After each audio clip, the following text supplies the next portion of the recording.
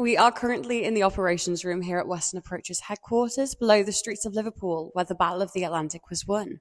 During the Second World War, this room operated 24 hours a day, tracking ships, convoys, submarines, basically anything that was on the Atlantic.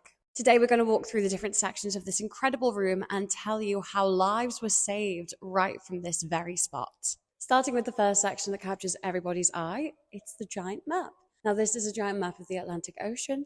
Every ship crossing the Atlantic was tracked here using small markers. Each one represented a convoy, merchant ship, submarine, or just anything that was crossing the Atlantic Ocean at that time. Wrens, members of the Women's Royal Naval Service, and WAF, the Women's Auxiliary Air Force, moved these markers by climbing the ladders and changing the position of ships and planes throughout the day. This section handled communications, one of the most important aspects of the entire operation.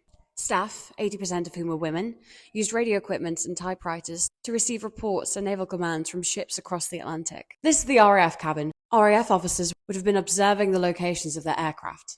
Specifically, the number 15 Group of Coastal Command would have operated from this building. Inside this cabin, you can also see various Luftwaffe maps of Liverpool during World War II, and within these maps, you can see the main targets of the city. This is the Navy cabin. Much like the RAF cabin, this would house members of the Navy who were tracking their ships across the Atlantic. Unlike the RAF cabin, the Navy cabin actually has the speaking tube, which you can see right here, which went directly to the Admiral. As you can see from this very unflattering angle on the bottom of the operations room floor, you can actually see the Admiral's office right here. The Admiral would stand at this window and ensure everybody was doing their part, working down on the operations room floor.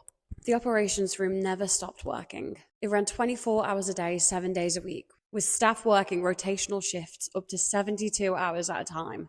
Even at night, the room remained operational, because any wrong move meant that lives would be lost.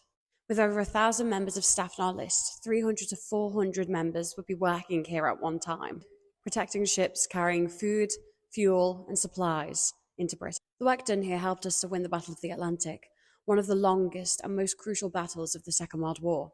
Today, the operations room remains almost exactly as it was, highlighting the importance of this building, this room, and the people who worked here in order to save so many lives.